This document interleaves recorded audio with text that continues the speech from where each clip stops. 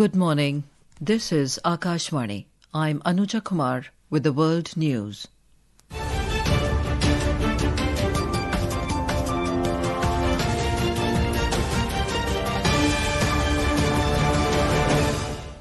The headlines. Prime Minister Narendra Modi to hold talks with Sultan of Oman Haitham bin Tariq in Muscat today. India and Oman to sign comprehensive economic partnership agreement.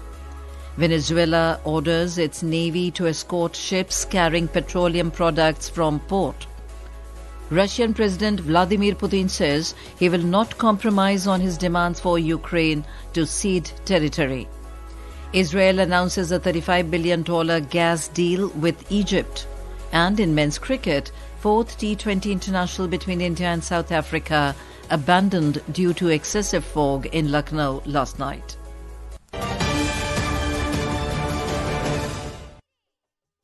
And now the news in detail. Prime Minister Narendra Modi arrived in Muscat yesterday evening on a two-day visit to Oman in the last leg of his three-nation tour. He reached Oman after completing his successful visits to Jordan and Ethiopia. At the Muscat airport, Mr. Modi was received by Oman's Deputy Prime Minister for Defence Affairs, Syed Shihab bin Tariq Al Said. They had discussions on strengthening India-Oman cooperation in various fields and advancing the strategic partnership. The Prime Minister is visiting the friendly nation on the invitation of the head of the state of the Sultanate of Oman, Sultan Haitham bin Tariq. Mr. Modi will hold talks with Sultan of Oman today. Commerce and Industry Minister Piyush Goyal has said that India and Oman will sign a comprehensive economic partnership agreement. Values, traditions, the rich culture that we share between Oman and India has been instrumental in bringing us to this very, very memorable and fateful day when before our two leaders, Kes and I will have the privilege of executing the first free trade agreement Oman is going to sign with a country after 17 long years. In a social media post, Mr. Modi said, Oman is a land of enduring friendship and deep historical connections with India. He said this visit offers an opportunity to explore new avenues of collaboration and add fresh momentum to the partnership between the two countries. Our correspondent covering the Prime Minister's visit to Oman has filed this report. After reaching at the hotel in Muscat, the Prime Minister was accorded a warm welcome by the members of Indian diaspora.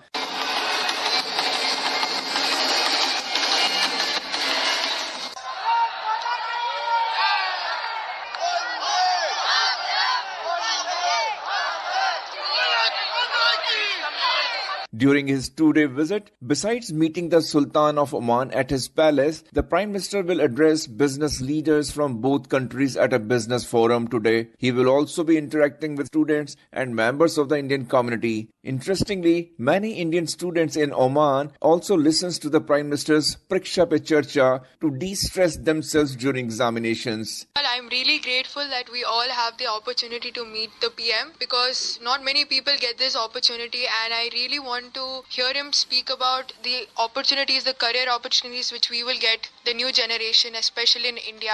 Listening to his speeches on Pariksha Pe Charcha really helps me to stay grounded and makes me feel less pressurized. This visit is of a great significance as it will further deepen ties with a long-standing and historical partner, especially in the year when India and Oman are celebrating the 70th anniversary of establishment of their diplomatic relations. This is Rajesh Bali for Akashvani News from Muscat, Oman.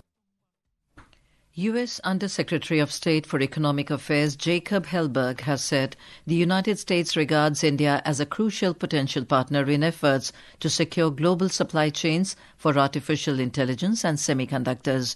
Jacob announced he would attend the India AI Impact Summit in February as Washington seeks to deepen collaboration with New Delhi on economic security matters. Speaking to reporters virtually on the Pax Silica Summit in Washington yesterday, Hellberg said the conversation between the United States and India pertaining to trade arrangements are a completely separate and parallel track to the discussions on supply chain security.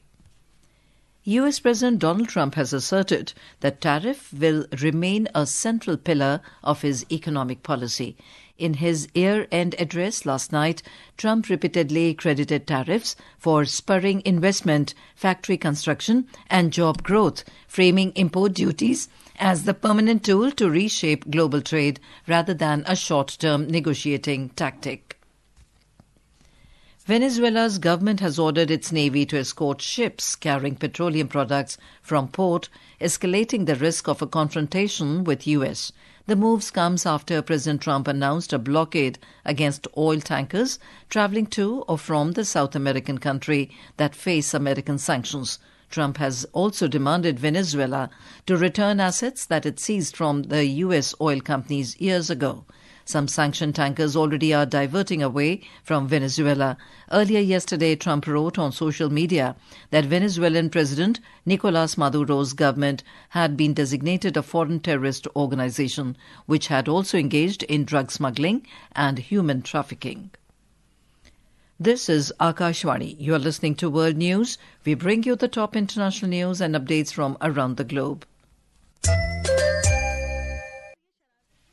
Russian President Vladimir Putin has said he will not compromise on his demands for Ukraine to cede territory. In a speech at the annual meeting of the Russian Defense Ministry, Putin lashed out at Ukraine's European allies and said Russia would take territory by force if necessary.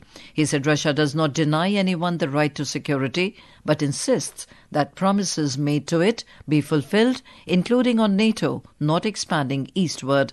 Putin's comments came ahead of a key summit this week in Brussels, where European leaders will debate whether to use frozen Russian assets to fund Ukraine. Meanwhile, U.S. and Russian negotiators are expected to hold talks in Miami, U.S. this weekend over a peace deal aimed at ending the Ukraine crisis. Israeli Prime Minister Benjamin Netanyahu has announced a $35 billion gas deal with Egypt. In a televised statement last evening, Netanyahu hailed the agreement as the largest gas deal in Israel's history. The deal involves an American energy company with Israeli partners who will supply gas to Egypt. Netanyahu said this deal greatly strengthens Israel's status as a regional energy power and contributes to stability in the region. It encourages other companies to invest in gas exploration in Israel's economic waters. Rwanda-backed M23 rebels claim to have begun a withdrawal from the city of Uvira in eastern Congo late last night. Bertrand Bisimwa, leader of the M23, said the withdrawal would be complete by today. On who would take control of the city following his forces' withdrawal, Bisimwa said the responsibility fell to the mediators and that M23 had requested a neutral force. M23 took control of the city last week following a rapid offensive launched at the start of the month. Over 400 people have been killed and about 2 lakh displaced. In men's cricket, the fourth T20 international between India and South Africa was abandoned due to extreme fog at the Ikana Stadium in Lucknow last night. After conducting several inspections, the umpires decided to call off the match. As a result, India retained their 2-1 series lead. The hosts, led by Surya Kumar Yadav, will look to seal the series and take a 3-1 lead against the Proteas. The fifth and final match is scheduled to be held in Ahmedabad tomorrow.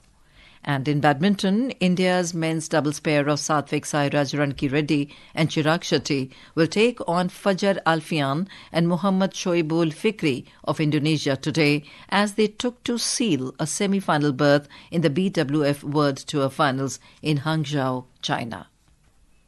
And now, before we close, here are the highlights of the bulletin.